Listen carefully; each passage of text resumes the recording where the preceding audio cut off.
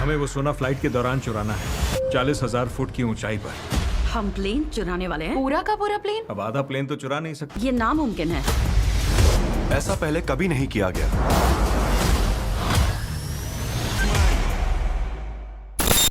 तो कहानी की शुरुआत होती है वेनिस के गलियों में, जहां हमारा हीरो साइरस बेशकीमती चीजों की नीलामी में एक होटल में पहुंचा था और उसके साथ थे कैमिला जो कि एक पायलट थी, मिसुन जो कि एक हैकर थी, मैग्नस जो कि तिजोरियों को खोलने में माहिर था और ल्यूक जो कि एक इंजीनियर था। और इतना तो पक्का था कि वे लोग आज यहाँ से खाली हाथ नहीं जाने वाले थे, क्योंकि वो अपने काम में बहुत ही माहिर थे। उधर दूसरी तरफ हम एबी को देखते हैं जो कि एक पुलिस वाली थी और वो भी साइरस को रंगे हाथों पकड़ने के लिए आई थी। और साइरस के निशाने में एक डिजिटल मास्क था जिसमें 482 कैमरे लगे थे और वो मास्क किसी भी लाइव फीड को डिजिटल रूप देने में सक्षम था। साइरस यहाँ उस मास्क के लिए पूरे 2 करोड़ की बोली लगाता है, पर एन मौके पर उसके साथी अलार्म बजा देते हैं और वहाँ भगदड़ मच जाती है। और क्योंकि साइरस ने अभी बोली लगाई थी इसलिए उसे एनएफटी चाहिए था, पर एनएफटी एक तरह का प्रोग्राम है जिसे हासिल करने के लिए उसके एसेस कोड्स चाहिए थे और साइरस उस क्रिएटर को ही अपने यॉट में चलने के लिए कहता है। एबी यहाँ साइरस का पीछा करने लगती है और उधर साइरस के साथ ही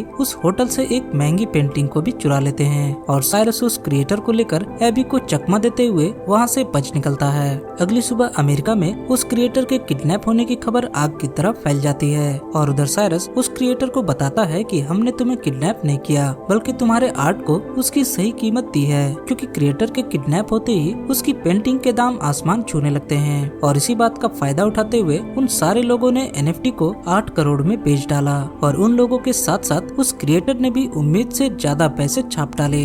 उधर एबी साइरस के साथ मिले एक और साथी डेंटन को पकड़ लेती है और उसे नीलामी में झूठी बोली लगाने के जुर्म में सजा होने वाली थी। और अब सीन लंदन में शिफ्ट होता है, जहां एबी का कलीग उसे अपने पास बुलाता है और कहता है कि मुझे साइरस चाहिए क्योंकि वो उससे सौदा करना चाहता है। ये सुनते ही एबी शॉक रह जाती है कि उसे एक चोर की जरूरत क्यों पड़ी, पर अब वो ऑफिसर उसे एक बहुत ही डराने वाली बात बताता है और वो लार्स जॉर्जेंसन की तस्वीर दिखाते हुए कहता है कि इस शख्स के पास बहुत सारे चोरी किए हुए आर्ट हैं, पर इसके अलावा भी वो बहुत कुछ है। वो आगे कहता है कि लार्स पहले एक ईमानदार बैंकर हुआ करता था, पर उसने आतंकियों से हाथ मिलाया और अपने पैसे उन्हें हथियार खरीदने के लिए देने लगा और जैसे ही कोई आतंकी हमला होता तो उससे जुड़े स्टॉक्स के दाम गिरते और यहीं पर लार्स उन स्टॉक को शॉर्ट करके अपनी जेबें भरता, क्योंकि उसे कोई भी फर्क नहीं पड़ता कि इन हमलों में कितने मासूमों की जान जा रही थी। पर अब उनके बीच ऑफिसर का एक एजेंट है आर्थर टीग और उनके जरिए उन्हें पता चलता है कि वे लोग इस बार एक बहुत ही बड़े तबाही के प्लान को तैयार कर रहे हैं, जिसमें डैम और सप्लाई का पानी भी बहुत ही बड़े पैमाने पर प्रभावित होंगे और वो इस तरीके से एक पूरे देश को सुखा सकते हैं या फिर एक पूरे शहर में बाढ़ ला सकते हैं। लाखों जाने जाएंगी और लार्स करोड़ों कमाएगा। और वो ऑफिसर साइरस को इसलिए अपने साथ मिलाना चाहता था क्योंकि वो आतंकी ग्रुप अपना पेमेंट सोने के रूप में लेते हैं, जिसकी कीमत 500 करोड़ रुपए है और साइरस को उस सोने को चुराना होगा ताकि उनका प्लान फेल हो जाए। और अब एबी साइरस के घर पहुंचती है और उसको समझाने के साथ साथ उसे धमकी भी देती है, क्योंकि इंटरपोल के पास डेल्टन था और देर सवेर वे लोग डेल्टन से उनकी टीम के बारे में उगलवा ही लेंगे और इससे वे लोग जिंदगी भर जेल की हवा खा सकते हैं या फिर वे लोग एक आखिरी बार चोरी करे और इंटरपोल उनका पीछा पूरी तरह से छोड़ देगा।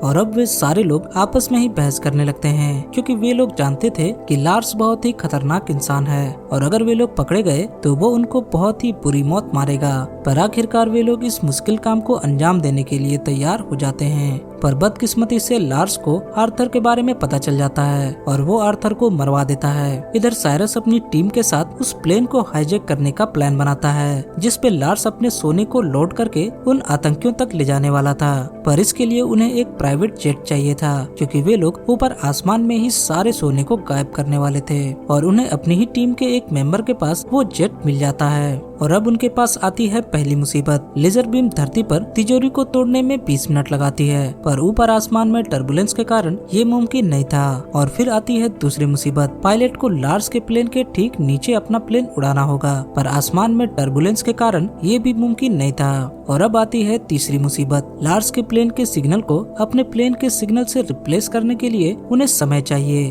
पर अगर इसी दौरान एयर ट्रैफिक कंट्रोल में एक साथ 2 प्लेन के सेम सिग्नल गए या फिर अचानक से कोई प्लेन गायब हुआ तो सारा खेल खत्म हो जाएगा। पर साइरस जानता था कि उसकी टीम किसी भी तरह से कम नहीं है और इसलिए वो उनका हौसला बढ़ाता है और इसका सॉल्यूशन ढूंढने को कहता है। पर इतने में ही उन्हें उसी ऑफिसर का फोन आता है जो कि उनको बताता है कि उनके खबरी आर्थर की लाश 10 बोरियों में अलग अलग जगह पर मिली है और इसी के साथ उन लोगों के होश उड़ जाते हैं क्योंकि अब ये मिशन खतरे में था और साइरस अपनी टीम के पास जाता है। पर तभी न्यूज में एक बाढ़ की खबर चलती है जिसमें कई लोग मारे गए थे और ये तो बस शुरुआत थी। और अब साइरस को अंदाजा हो जाता है कि लार्स कितना घिनौना इंसान है क्योंकि उसे लोगों की जान से कोई भी फर्क नहीं पड़ता और अब वो सारे टीम को इस डील से पीछे हटने को कहता है क्योंकि वो अपने टीम के किसी भी मेंबर को खतरे में डालना नहीं चाहता था। पर इस बार लार्स के सारे टीम मेंबर अपनी जान पर खेलकर लोगों की जान बचाने के लिए खुद से ही हाँ कर देते हैं और चोरी के वक्त आने वाली मुसीबतों को सुलझाने में लग जाते हैं। और अब पूरा प्लान सेट हो चुका था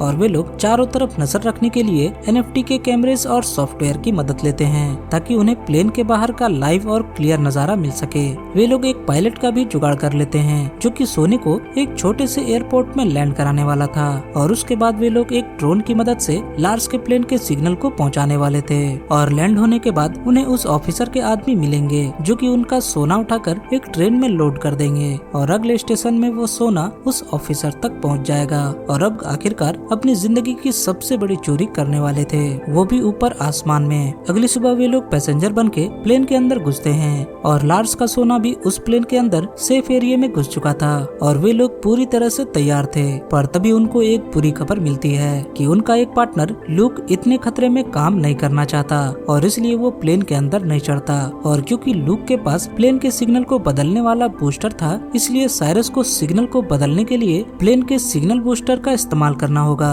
उधर कैमिला जेट को लेकर ऊपर आसमान में उड़ती है और तभी मिसून को पता चलता है कि प्लेन में लार्स के टोटल 5 लोग भी मौजूद हैं। उधर कैमिला अब 10 मिनट में प्लेन के नीचे पहुंचने वाली थी और अब बारी थी सिग्नल को ट्रांसफर करने वाली किट को एक्टिवेट करने की जो कि एबी करने वाली थी। और वो बखूबी उस किट के सारे पार्ट्स को जोड़कर प्लेन के सिग्नल बूस्टर के नीचे रखने वाली थी कि तभी और अब एबी बहुत ही घबरा जाती है और साथ ही साथ साइरस भी। उधर कैमिला प्लेन के नीचे के टर्बुलेंस को झेलते हुए बहुत ही बहादुरी से जेट को स्टेबल कर लेती है और अपनी पोजीशन पर पहुंच जाती है। पर वो सिग्नल बूस्टर अभी भी खराब था पर थोड़ी कोशिश के बाद वे लोग उसे ठीक कर ही लेते हैं। और अब उनके एक मुश्किल तो हल हो चुकी थी क्योंकि फ्लाइट कंट्रोल टावर पर अब जेट के द्वारा छोड़े गए ड्रोन्स के सिग्नल आ रहे थे और सोने से भरा हुआ प्लेन अब साइरस के इशारे पे चल रहा था। और अब साइरस डेल्टन और मैग्नस को तिजोरी खोलने के लिए भेजता है पर क्योंकि अब प्लेन किसी और जगह पर लैंड करने वाला था इसलिए प्लेन के अंदर मौजूद लार्स के लोग चौकन्ने हो जाते हैं और गन को असेंबल करने लगते हैं। उधर मैग्नस अपने लेजर बीम के साथ तिजोरी को खोलने की कोशिश में लग जाता है पर लार्स के गुंडे अब एक एयर होस्टेस को पकड़ लेते हैं। पर साइरस यहाँ उन गुंडों से मुकाबला करने लगता है क्योंकि मैग्नस नीचे तिजोरी को खोलने में लगा था और थोड़ी कोशिश के बाद वो तिजोरी को खोल ही लेता है। पर अब प्लेन साइरस के छोटे से रनवे पर उतरने की कोशिश करता है और पायलट बड़ी ही मुश्किल से उस प्लेन को लैंड कर ही लेता है और ठीक उसके पीछे कैमिला भी जेट लेकर उस रनवे पर लैंड करती है। उधर प्लेन के अंदर लार्स के गुंडों ने साइरस और एबी को पकड़ लिया था और तभी लार्स अपने गुंडों को कॉल करता है और कहता है कि उसके रनवे पर एक ड्रोन लैंड किया है और वो शख्स कहता है कि सोना अभी भी हमारे पास है और कुछ पंटरों ने इसे चुराने की कोशिश की है। और अब लार्स उसे 1 घंटे में सोने के साथ अपने पास आने को कहता है ताकि वो उन सबको जान से मार सके। और अब वो गुंडा अपने एक आदमी को मैग्नस के साथ छोड़ देता है और जेट में कैमिला, एबी और साइरस के साथ बहुत सारा सोना था। थोड़ी देर बाद कैमिला दिमाग लगाती है और जेट के ऊपर लगे कैमरे को हटाने के लिए प्लेन को झटका देने लगती है और कुछ कैमरे के उतरते ही जेट की लोकेशन के बारे में उस ऑफिसर को पता चल जाता है। और अब उस ऑफिसर के पास इस जेट को मार गिराने के अलावा और कोई दूसरा रास्ता नहीं था क्योंकि लार्स के खिलाफ उनके पास कोई भी पुख्ता सबूत नहीं था। और अगर साइरस और एबी पकड़े जाते तो इंटरपोल के प्लान के बारे में उन्हें पता चल जाता। और अब उस जेट को उड़ाने के लिए 2 फाइटर प्लेन उड़ान भरते हैं। उधर लार्स के घर उन आतंकी संगठनों के लोग पहुंच जाते हैं सोना लेने के लिए और लार्स उनसे 1 घंटे का वक्त लेता है। उधर जेट के पीछे 2 फाइटर प्लेन आ चुके थे और वो प्लेन उनसे संपर्क करने की कोशिश करते हैं, पर वो गुंडे कोई भी जवाब नहीं देते और इसलिए वो फाइटर प्लेन 60 सेकंड में ही जेट को मिसाइल से उड़ाने वाला था। पर जेट के बाहरी डिस्प्ले पैनल में एबी अंदर से सिविलियन होने की खबर दे देती है, जिसके कारण वो फाइटर प्लेन वापस चले जाते हैं और अब अंदर एबी और साइरस दोनों मिलकर एक गुंडे को ठिकाने लगा देते हैं। पर इसी दौरान वो प्लेन भी डैमेज हो जाता है और उन लोगों के पास लार्स के प्राइवेट प्रॉपर्टी में लैंड करने के अलावा और कोई भी दूसरा रास्ता नहीं बचता और वे लोग जैसे तैसे प्लेन को लैंड करवा लेते हैं और अब लार्स उनको गन पॉइंट पे ले लेता है। पर तभी साइरस एक चाल चलता है और मिसुन वहाँ के लोकल पुलिस को खबर दे देती है और पुलिस एनएफटी के लाइव रिकॉर्डिंग फुटेजेस की मदद से लार्स को पकड़ लेते हैं और सारे सोने के साथ वो ऑफिसर उसे जेल भेजने की तैयारी करने लगता है। पर पिक्चर अभी बाकी थी, क्योंकि एंड में हमें पता चलता है कि साइरस ने उस सोने को चुरा लिया है और ये सारा मास्टर प्लान लूक से शुरू होता है,